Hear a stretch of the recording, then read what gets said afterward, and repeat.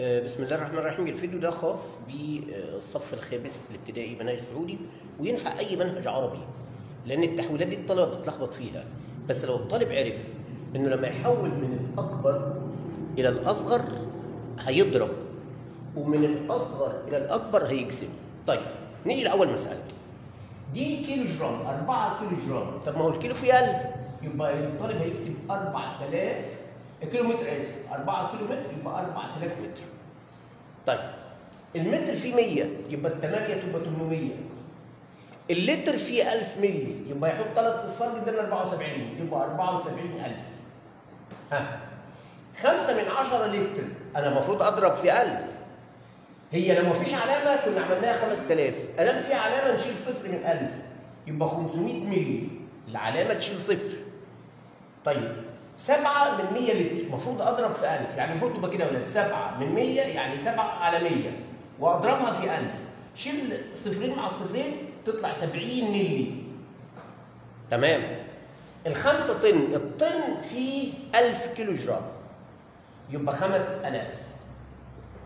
طب الجرام فيه 1000 مللي يبقى التسعة تبقى 9000. طب ال 15 كيلو للجرام، ما هو الكيلو جرام فيه 1000 يبقى 15000. 1 2 3.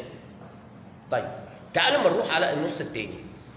النص الثاني بيتكلم على من الاصغر الى الاكبر. يبقى ادام كده هقسم من الملي للجرام، المفروض اقسم على 1000. اقسم على 1000، شيل صفر مع صفر يبقى 23 فاصل، يعني 23 فاصل يعني 23%.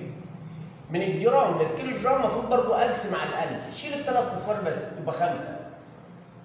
من الكيلو جرام للطن برضه المفروض اقسم على 1000، شيل الثلاث اصفار يبقى 7. من الملي للسنتي، طب ما هو السنتي فيه 10 ملي المفروض اقسم على 10 يبقى 15 فقط. من الملي للجرام المفروض برضه اقسم على 1000، شيل صفر يبقى 39 فاصل.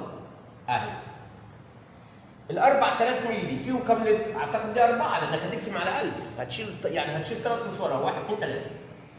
من المتر للكيلو متر المفروض برضه اقسم على 1000 يبقى 3 فقط.